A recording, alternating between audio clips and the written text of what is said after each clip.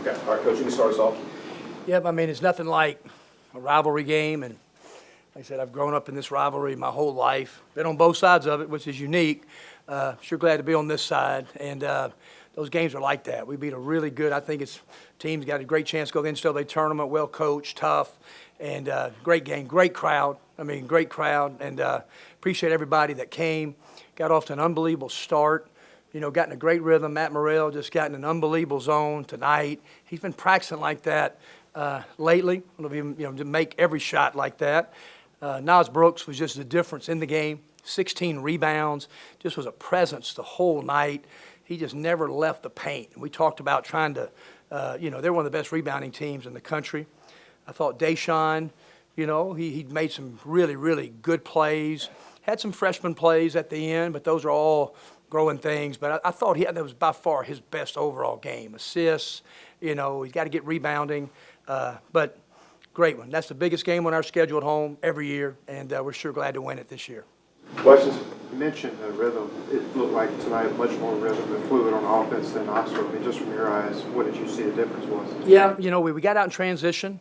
Just multiple guys made some shots, and Deshaun really made a lot of people better in the first half. We didn't do a good enough job, but when Nas long rolls, he collapses defenses, and we did a great job of throwing behind him to what we call Euro passes. Second half, not so much. We got a couple turnovers where the secondary defender is trying to help, and the ball should have gone. But I just thought Deshaun's getting in the paint, and guys really made some extra passes, and so he creates offense for others, and he's got to learn, to keep learning how to be a point guard, But that was great because he played against maybe the first or second best point guard in our league this year. How big was the balanced scoring tonight, especially in that second half? Because in the first, obviously, Matt had 23, but in the second, Jamin, Nasir, and those other guys, obviously Deshaun as well, getting into it. Yeah, the balance is great, and that's why you can get 80. It's kind of nice to go and get 50 and a half, and not have to rely on just every possession defensively the whole night, because they can score the ball well. They really can. But the balance was good. I thought Jamin, that was his best game.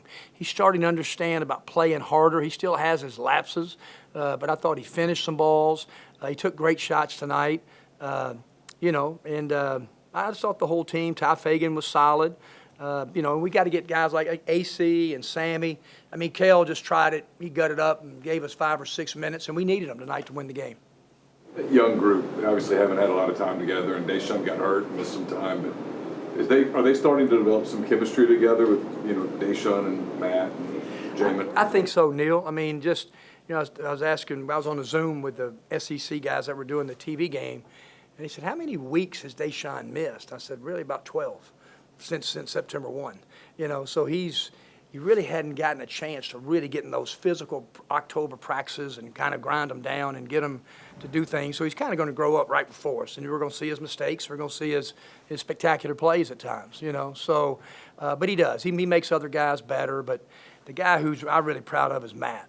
Matt has really taken a step forward and becoming just an overall better player, and we need him to play like one of the better guards in the SEC. Obviously, the attention was on the offense in the first half, but you guys were really locked in defensively as well. Is that as well as you played team defense? Yeah, we really guarded at Tennessee too. We tried to change our defenses up, and we tried to do a few little different things depending on what they ran. We could do it in front of our bench. We couldn't do it so much away from our bench, but the coach is not right there. But I thought the changing of defense, but then really we kind of just went man to man, and we hit some lapses where we couldn't get back defensively, and stop Molinari in the paint. But yeah, it was good because that's a really good offensive team. I think Matt's career high coming into here was like 19. He had 23 in the first half. At what point tonight did you kind of know he had it? And when a guy's going like that, do you say anything to him, or do you just No, kind of gosh, I stay away from those cats. I don't. We just, we tried this. We ran a set play to start the second half because we thought they'd really hedge him coming off the screen, and we started kind of Nas dunked the ball. Probably should have done that more. But he's been locked in. He played really well at Tennessee, and he shot it with confidence.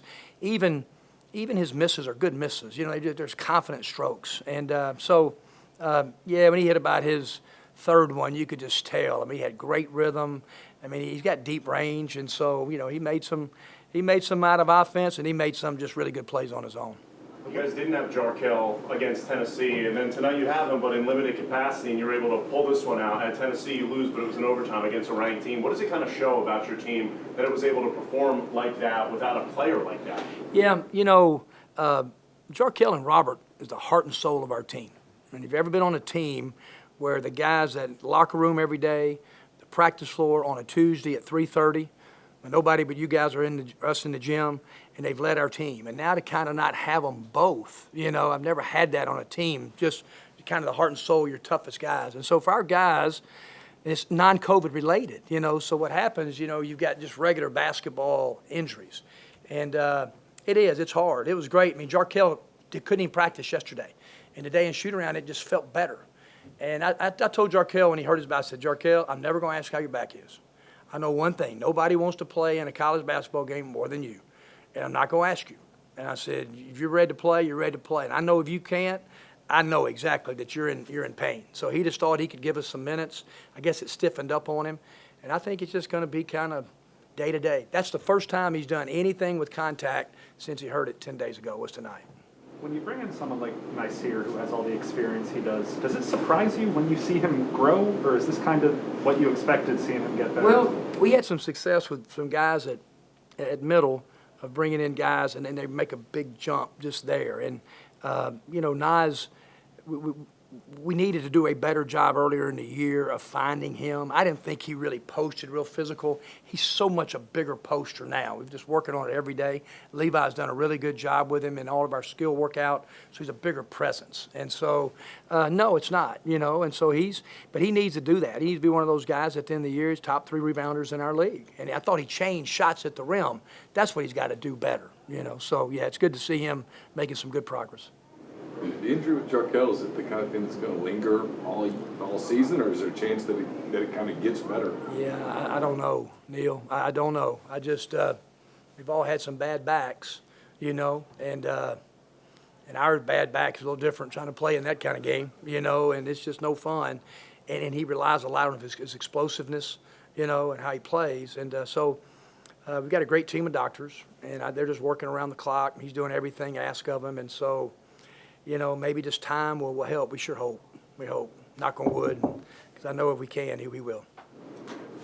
Anything else for Coach? You guys only had 11 turnovers tonight after the 27 turnover performance against Tennessee. How much did you kind of harp on that in practice? And what was it? I remember after Tennessee you said that you can't really replicate in practice what they do in the game to work on that. But what did you guys work on, and how do you think they took care of the ball? Yeah, just the basic things. They really just out-toughed us. They just kind of almost took balls away from us. I mean, just knocked us out of our way, and just out physical, just catching balls.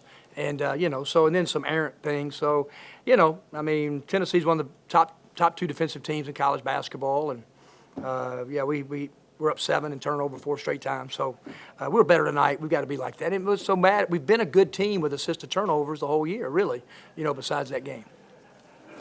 All right. Thank you, guys. Appreciate you coming.